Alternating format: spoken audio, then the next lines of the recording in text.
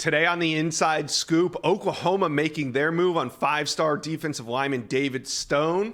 Alabama, it's their turn to take a shot at five-star Colin Simmons on his official visit. But first, we're going to talk about which team in the country is having the biggest official visit weekend. A couple things I want to knock out here first, though. The Elite 11 is underway out in California. First day of competition is in the books. All the observation recaps and summaries are on the front page of on3.com today. But then on Monday, we're going to bring on Charles Power, Director of Scouting and Ranking here at On3 for a full rundown of the Elite 11. Who stood out? Who surprised? Who's moving up in the rankings? But first, there's another major development we need to hit on. It broke yesterday at Gators Online. Keith Niebuhr is reporting that UF quarterback commitment Austin Simmons will reclassify to the 23 class. He was originally a 25 recruit. He's jumping all the way to the 23 class. Simmons committed to UF in March, but there's been rumors since he committed that he was going to reclassify. Keith Niebuhr reporting yesterday that that is indeed the case. He fills a major need for UF that was left open when Jaden Rashada asked out of his letter of intent. Now, there was some concern around Simmons' commitment because just 2 weekends ago, he was at Ole Miss for a visit, but then on his way home, he returned to Florida. It looks like things have been smoothed over, and Keith Niebuhr is reporting that all signs point to him enrolling this summer at UF and being eligible to play in the 23 season. Let's bring on national recruiting analyst Sam Spiegelman to talk about some of the biggest official visit weekends in the country. Sam, we're going to start with Tennessee. Right at the top, defensive lineman Williams Nwaneri, five-star prospect. He's going to be in Tennessee this weekend. Pretty sure you got a recruiting prediction machine pick in for Oklahoma. How you feeling as he heads to Tennessee this weekend? Yeah, that RPM is subject to change. Let's put that on the record right now. Tennessee, along with Georgia, have been really weighing down on Oklahoma over the last couple of months. We know that Williams Nwaneri has been steadily visiting Knoxville since January. He's talked about setting up this OV for several months, and he's been on campus unofficially several times leading into this weekend's visit. He was just in Norman last weekend for an official, and he heads to Tennessee this weekend. We know that they have a lot of momentum in his recruitment. He has not visited Tennessee as much as Oklahoma, but I think it's safe to say that they have certainly closed the gap with the Sooners. Georgia is still kicking around after hosting Nwaneri for several visits also this spring, and I think this race is much closer between those two or three teams than we originally were when we made that pick. Yeah, and visits make the difference, right? Look at Jerrick Gibson, was trending heavily to Texas, and Tennessee was thought to be the dark horse for really the entire spring. But then he takes a couple trips to Miami, and all of a sudden, Miami is the biggest threat to land Gibson if it's not going to be Texas. Well, Jerrick Gibson back at Tennessee this weekend. We'll see if they can kind of get themselves back in the good graces of Jerrick Gibson, and I think they can. Let's move down the list a little bit to wide receiver Jeremiah McClellan. He's a guy that you've covered a lot. He's been all over the place. The experts think Ohio State is his destination, but what are your sources telling you when it comes to wide receiver Jeremiah McClellan? Yeah, Jeremiah McClellan's heading to Knoxville. He's also been considering Oregon. He was at LSU to open June. Mm-hmm. I still like where the Buckeyes stand, but like you said, Tennessee they've been a dark horse. They've been trailing before in these signature recruitments, and they've shown the ability to gain ground. Obviously, I like where Ohio State stands. My RPM is on the Buckeyes, and I still feel good about that for the remainder of June. But going into this weekend, yeah, you have to keep an eye on Tennessee. You know, this is a team that has the resources, and Kelsey Pope, one of the best wide receivers coaches and offensive recruiters in the country. Ohio State is the favorite, but like you said, Tennessee is a team to watch. Yeah, absolutely. All right, let's move south a little bit to Texas. Offensive tackle Brandon Baker, the number one offensive tackle in America. He'll be there. Four-star wide receiver Ryan Wingo, Blake Ivy, Arian Hampton, Danny Okoye. Now, these are just some of the big-name visitors on campus this weekend. But, Sam, I kind of get a feeling that this is like a make-up ground weekend for Texas. I mean, you look at Brandon Baker, you look at Ryan Wingo right there at the top. Definitely got ground to make up on there. What about Arian Hampton and Danny Okoye? Texas sitting in a little bit better position with them? Yeah, you definitely have to like where Texas sits with Okoye out of Oklahoma, the Sooner State. But he is a priority for Bo Davis on the defensive line, and this will be a really big official visit to watch for the Longhorns this weekend. And again, with Arian Hampton, a one-time commitment. He's from East Texas. He's been a part of Steve Sarkisian's class before. He's still getting recruited very heavily by the Longhorns. They're in a head-to-head battle with Alabama. I like where Alabama stands. But you called it a makeup weekend, and we'll see if Steve Sarkisian can make up some ground with Arian Hampton, one of the best playmakers from in the state this weekend. Yeah, and this is a big visit weekend for Texas. Go to Inside Texas. This is just the highlights that I brought up. There's more visitors, but next weekend, Sam, is the one to watch for the Longhorns. Yeah, you're going to have 5-star plus edge Colin Simmons back on campus. You're going to have a list of blue chip defenders like Kobe Black, Corian Gibson, Selman Bridges, the top guys on their priority list. June 22nd weekend is the big weekend for Texas, and I expect a lot of those guys to visit to eventually fall into that class. All right, let's head over to Tuscaloosa, Alabama. I'm going to have Tim Watts on. We're going to go more in depth on this in a minute, but it's really quality over quantity when you look at this visitor list, and it starts at the top with 5-star edge Colin Simmons. He told me when he was here in Nashville that it was Texas and LSU at the top. Sam, a lot of people are already penciling him in to LSU's class. Do you think that's a mistake? Yeah, I think it is. And I think at this point, LSU has kind of secured itself as one of the stalwarts. They're going to be have a hat on the table until the end with Colin Simmons. But right now, you have to look at the momentum that Texas and also Texas A&M have garnered over the spring. Also a team like Alabama that kind of fell in and out of the picture and all of a sudden has a June official visit this weekend. They are still in the mix. I think ultimately Colin Simmons is going to be really hard to pluck from the Lone Star State, the way the Longhorns are recruiting, getting him on campus for their big official visit weekend next weekend, and A&M still looming in a very, very big way. Yeah, but Alabama's going to host them this weekend. We saw what they did with Keon Keeley when he was committed to Notre Dame and how they were able to eventually just pull that away from the Irish. So we'll see about Colin Simmons. I want to talk to you also about athlete Daniel Hill out of the state of Mississippi. Alabama's quietly been a player for him. What are your sources saying when it comes to Daniel Hill? Yeah, Alabama has been a favorite with Daniel Hill for different parts of his recruitment. Alabama was one of the teams recruiting him hardest early on.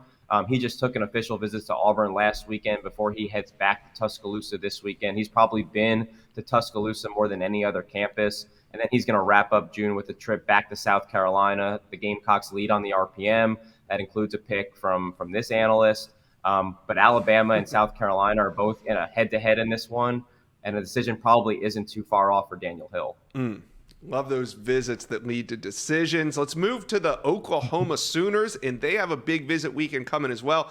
I got insider Josh McCuistion coming on with me next. He's going to break it all down. But you are kind of an expert when it comes to running back Taylor Tatum, the number one running back in America. What is your sources saying when it comes to Oklahoma? Because that's not a team that we've talked a whole lot about when it comes to Taylor Tatum. Yeah, Oklahoma's getting ready for one of their biggest recruiting weekends with two of the best running backs on the country on campus, with Caden Durham from Duncanville and Taylor Tatum, the number one running back in the country from East Texas. I was told that Sooners coach DeMarco Murray lived in East Texas this spring and trying to get Taylor Tatum on campus for this big Champ U Sooners barbecue weekend. It's their biggest recruiting weekend of the summer, and I would not be surprised if many of these visitors wind up in Oklahoma's 2024 class. Taylor Tatum is obviously the polarizing recruit that's on campus. He's the running back. He's the apple of everyone's eye. And between him and Caden Durham, they're going to get a lot of attention from Brent Venables and DeMarco Murray. I've entered a pick for USC with Taylor Tatum. The way things are shaping out, I think it's going to be hard to say no to Kyle McDonald and Lincoln Riley over there at SC. But Oklahoma is definitely the number 2 team to watch as the summer shapes up. And this weekend is as big as it gets over there in Norman. Yeah, a lot of twists and turns in Taylor Tatum's recruitment. So who's to say that when we come out of this weekend, the Sooners aren't leading? But I won't go there yet. We'll talk to you about that on Monday. All right, Ohio State. Now, it's arguably, I don't know, Oklahoma maybe with the biggest visit weekend. Maybe it's Ohio State. You're leaning toward Oklahoma. I'm leaning toward Ohio State for the biggest visit weekend. And look at who the Buckeyes have on campus. 5-star plus KJ Bolden, Dylan Stewart, 5-star edge Edric Houston, Kobe Black, Jordan Johnson-Rubel. These are just the highlights. You guys can go to the website to see who all's coming. Let's start at the top, right there with KJ Bolden, Buford standout in the state of Georgia. Do you think the Buckeyes have a shot here? Yeah, I think the Buckeyes are in this more than most people realize. Listen, he's coming off a couple of big official visits, and Georgia is really going hard to keep the Peach State safety in the state of Georgia. But if he were to go out of state, that the team with the most momentum to keep an eye on is the Buckeyes. He has family ties to Columbus. He's a part of Ohio State's big DB weekend, getting other major targets in the secondary on campus, like five-star Kobe Black. This is a big opportunity for Ohio State. They've kind of been hanging around all spring and in that top 2, top 3 discussion. This is a chance for them to vault and establish themselves as contenders with KJ Bolden as the decision continues to move closer and closer. Yeah, and they were also going to host five-star edge Dylan Stewart, who Chad Simmons has him going. He hasn't predicted to Ohio State, but these recent visits he's taken to Miami, I don't know. I like where the Canes stand, but Dylan Stewart is going to be in Columbus this weekend for a huge official visit. Let's move down to five-star corner Kobe Black. Sam, another Texas prospect visiting Ohio State this weekend. What's your read on Kobe Black and his recruitment? Because it seems like it's been trending towards Texas. Yeah, Texas certainly has an edge. He's one of the best players in the state. He's from Central Texas, and they just signed his teammate that the Longhorns did a couple of months ago in the 2023 class. So Texas has some real juice with Kobe Black. Having said that, from talking to people close to Black's recruitment, he is still very open, and his biggest objective is to narrow this down to 5 or 6 teams before his senior season starts. The Ohio State coaches were very active around Waco Connolly this spring, a big presence around the program. I think that the history of churning out defensive backs at the NFL level, the coaching that Jim Knowles has provided, along with Perry Eliano, who's from the state of Texas, has really caught Black's attention.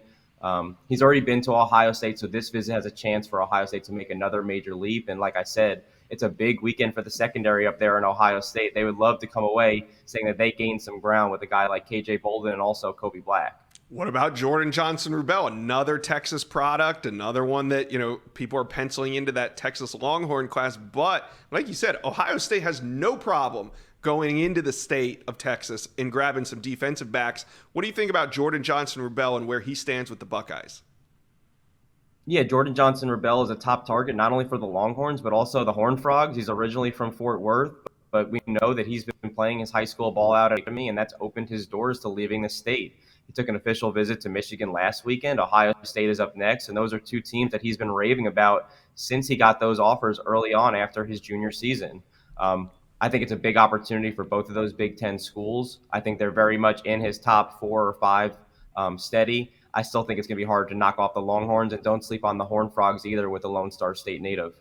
All right. Well, you can see why this is such a big weekend in college football recruiting. Visits galore all over the place. I can't wait to get in here on Monday and talk all about it. Also, the Elite 11 on 3's got you covered for all of this.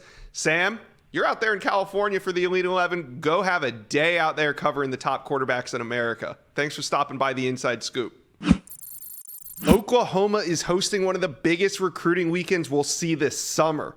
They got 20 official visitors coming in this weekend, 11 of which are inside the top 300 in the On3 industry rankings. The talent this weekend in Norman, Oklahoma will be insane. So let's bring on OU recruiting insider Josh McCuistion to go behind the scenes and find out what to expect this weekend. Now, before we get into the big visitors, I got to ask you about Oklahoma losing a top 300 prospect from the 23 class. Before the season even started, he's in the portal. I'm talking about Derek LeBlanc, a 6'5", 265-pound defensive lineman. The Sooners signed in December. What's up with that? Transfer portal already? Yeah, that's a surprising bit of news. And, when you look at the timing of it, it's one of those things where it makes you wonder what the thought process was. Because obviously there's a lot of limitations to what he can do right now. There's not a lot that he can fall into. I mean, he's going to have to wait. He's going to have to get a waiver. There's not a lot of good options for him. But it just sounds like, I think, with Oklahoma taking the transfers of Dazon Terry from Tennessee, most notably, I think there was some concern that he was just falling down the pecking order. Didn't love that was seen as a need. I think he thought he was a guy that could come in and help immediately. And I don't know that was the current plan. I think Oklahoma saw a future for him, but I think it was maybe more in 2024 when he'd had a chance to change his body level. So all this just makes the recruitment of David Stone even that more important, if it could even possibly be more important. We'll get to David Stone in a minute, but let's take a look at some of these visitors coming in. I mentioned Stone, 5-star athlete Terry Bussey, 5-star defensive lineman Dominic McKinley, 4-star back Taylor Tatum, the number 1 running back in America, 4-star defensive lineman Joseph Jonah Ajanye, and 4-star defensive lineman Nigel Smith. Now, these are the guys I just want to highlight. Josh, OU is looking to add explosiveness to this offense, which is why they got a guy like Terry Bussey on campus this weekend. What are your sources saying about where the Sooners stand with him heading into this weekend? I think Oklahoma is, I guess I would call it hopeful, but probably realistic. I think they know that they've got an uphill battle. They've got to jump with UT. They know they're not the choice if it was made today with Terry Bussey. But he's a guy that there's a relationship with him at Jones. Obviously, Jones has done well with Oklahoma, already landing a guy like Zion Kearney. And I think he's only been made more important by the loss of Bryant Wesco. That was a tough one for Oklahoma. And I think they've really kind of doubled efforts there to see if maybe they can surprise people and pull off a win here. But I think they know Terry Bussey is going to be a tough one to pull away from a couple other schools. Yeah, no doubt. But get him on campus and anything can happen. Mm-hmm. Some really talented defensive linemen on campus this weekend as well. Who is OU in good shape with, and who of this group do you think they have room to make up on? I would say the two that I think they're in the best shape with are probably David Stone and Nigel Smith.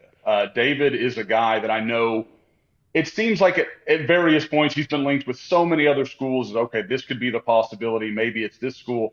But the one constant's always been Oklahoma. That's been the school that I think people have had trouble finding a way around. And I know, he's a heavy favorite with the recruiting prediction machine right now.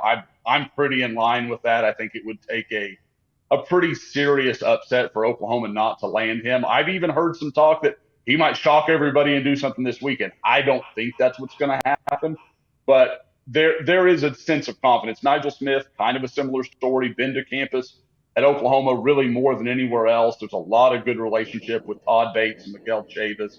And, he's a lot tougher to read than David is just because he's a little more of a reserved kid. But as far as guys I've got to make up ground with, I think the two are Dominic McKinley and Joseph Jonah Ajanye. I think the last time I was on with you, it sounded like Jonah Ajanye was almost an Oklahoma commitment. He did. But Georgia has just done an outstanding job there. Obviously, their track record is tough to beat. And I think that's really what Oklahoma is going to have to find a way to say, hey, you can do all that and come to Oklahoma, which you fell in love with at the spring game. We'll see if that works. I don't know. And Dominic McKinley, obviously winning in Louisiana, we all know that's just a monster of a hill to climb. But there is you talk to a lot of people that say that Todd Bates might be his favorite of all the staffers he deals with. Well, they got a shot. I mean, hey, LSU kind of opened the door last cycle. 6 of the top 10 players in the state of Louisiana left that state last year. So maybe Dominique McKinley can continue that trend. You kind of hit on something that piqued my interest. You said there's rumors, there's a little bit of buzz going around that David Stone could maybe make a decision this weekend. Do you think there's any chance that the Sooner staff can close on Stone this weekend?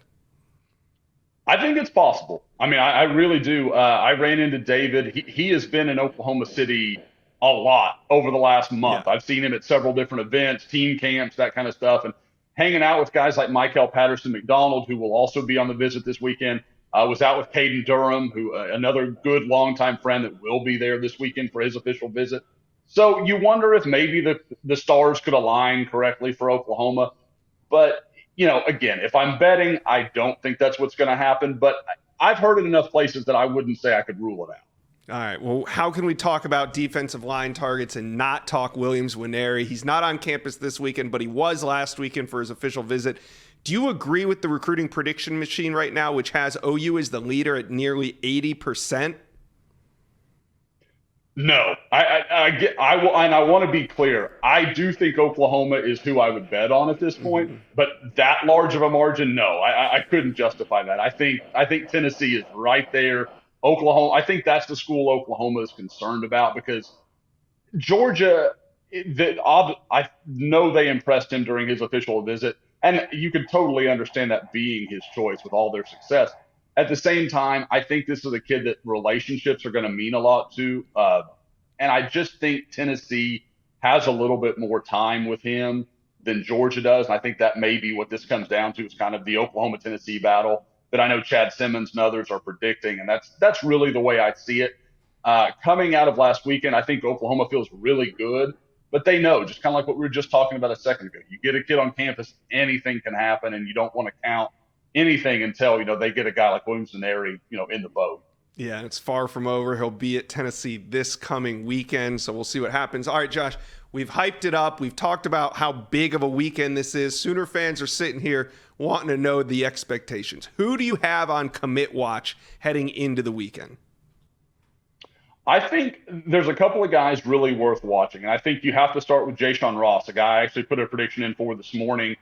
He was camping with Oklahoma this summer, defensive end out of the Kansas City area. Mm-hmm. Had a chance to watch him work out. Really explosive, athletic guy. He fits the Brent Venables mold of those kind of 4-3 edge rushers. Another guy I think I would keep an eye on is Samaj Jones, the quarterback from Philadelphia, that I know Oklahoma would like to take, along with Michael Hawkins in that 2024 class. Maybe the guy I would wrap up with as a guy that I'm really keeping a close eye on is Michael Boganowski, the linebacker from Junction City, Kansas. He's a guy that has told me before Oklahoma was his leader. I know Kansas State is doing all they can to keep him in state. And I think right now the recruiting prediction machine has Oklahoma with like a 7% edge. I think it might be that close. But I do think Oklahoma really has a good connection with him. And I think they've sold him on how he would be used in that defense, and he sees a pretty good fit for himself. All right. Well, Josh, massively important recruiting weekend for Oklahoma. Sooner Scoop is where you guys want to be. You'll have updates running throughout the weekend. Josh, thanks for stopping by the Inside Scoop. Hey, enjoyed it, Josh. Anytime. Let's talk Alabama recruiting. Nobody I'd rather talk Bama with than the great Tim Watts. Alabama has a big visit weekend this weekend. Maybe not in quantity, but definitely in quality. And we're looking at Georgia commitment DeMarcus Riddick, the 4-star linebacker, will be in Tuscaloosa this weekend, the number 3 ranked linebacker in the country. Now, there was some optimism coming out of Riddick's visit to Georgia 2 weeks ago that the Dogs were going to hold on to him, but now he makes his official visit to Alabama. Tim, what are your sources saying on DeMarcus Riddick? Very interesting, recruitment. Georgia did a terrific job of getting in there early, offering him, committing him. I think there were some Georgia fans close to him, so they did a good job. Alabama and Auburn have did an equally good job scrambling and getting back in the recruitment. He took his official visit to Georgia. Of course, he had a great time. Kirby knows how to roll out the red carpet. Went to Auburn, had a good time, and now he's coming to Alabama. I think right now, I know Georgia wants to hold on to him. Auburn and Alabama obviously made him a top priority. I still feel like Bama's did a good enough job, and they're set up about where they wanted to be heading into this official visit. And after this, it's my understanding it's going to be his last visit. He's got a decision coming on July 26th, I believe, maybe his mom's birthday.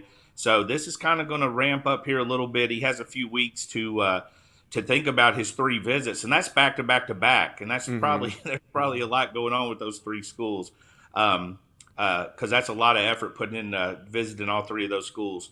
But I think Alabama's in a pretty good shape right now. They're in the shape they want to be coming in and trying to close this out. Yeah, it'll be interesting. Like you said, coming off these 3 visits, decision coming soon. Now, it's not all flips to Alabama. There's actually some Alabama commitments that are looking around. Linebacker Sterling Dixon is one of them. Last weekend, he took an unofficial to rival LSU, and he's also been to Auburn a few times this spring. Tim, how much concern is there over the possibility of losing Dixon to one of these SEC rivals? I mean, he says the right things to the Alabama staff, but, heading into his visit, I had some people telling me LSU was going to be the choice. And then 2 weeks before his commitment in December, Alabama had talked to him and sealed it up, so he committed. But he's always been a guy that took visits. I think when I looked into the On3 database, he had been to Alabama 8 times, LSU 8 times, and Auburn 8 times. So, I mean, he obviously likes those 3 schools, doesn't mind taking visits. That's way more than I could ever take. But, again, I know he likes the LSU program. I believe he has a lot of fun there. But with Alabama, I do know, especially people close to him, and Sterling said it himself, he likes that mindset. He likes that come in, play 3 years, get your degree, play for a national championship, but go in the first round mentality that they have, very businesslike. So, of course, if you like that, you want to have a good time, there's no better place than Baton Rouge. It's fun. So I see the attraction for both of them. This is his first official visit. I'm sure Alabama's going to try to lock him down and answer any questions he has. And then LSU, Auburn will probably try to get him for a official visit during the season. Yeah, he seems like he's really enjoying himself this spring and summer, and I don't blame him. Now, what about commitment, Jalen Mbakwe? Now, this is what happens. Alabama tends to get the best players on their commit list early, and other teams are going to try to take a swipe at him. Mbakwe's the #1 athlete in the country. He's been talking to Auburn. Do you think this is just a little summer flirtation, or is there something more to it? No, I think these kids, I mean, there's a lot of, I think they build relationships with schools that whether they end up there or not with the coaches. He's been a heavy Alabama commitment. He's recruited kids for Alabama. There's been rumors of taking him visits, and he hasn't actually did it. So I still think he's firm right now. Auburn's going to put, full court press, play early, that whole situation. You can understand they're, trying to keep him in the state as well and battle Alabama. But Alabama, when Nick Saban was first at Alabama, he said, if you shop, we shop, and that sort of got played into Alabama doesn't let their kids take visits. But if you watch their commitments, their top targets, they take visits all year. Mm-hmm. Caleb Downs' visit last year had everybody upset. He went to Ohio State for the Michigan game late, ended up at Alabama. They let their kids take visits. They don't try to shut them down. No, you're right. The headliner of the weekend, though, is 5-star edge Colin Simmons, and this will be Alabama's chance to host him on an official visit. 2 weeks ago, he was in Nashville. He told me LSU and Texas were his co-leaders, but that was right before he took these official visits. Alabama heading into the weekend, sort of on the outside looking in right now, I would say. What do you think they need to show Colin Simmons this weekend to improve their position with him? I think it's just that, that red carpet treatment we always talk about. Alabama certainly knows how to, the big schools know how to host an official visit. You don't hear many flaws when you talk about Alabama or Georgia, Ohio State, and there's plenty of other schools that know how to do it. Alabama certainly perfected that official visit. He'll get one-on-one time with the defensive coordinator, with Nick Saban. He usually takes a big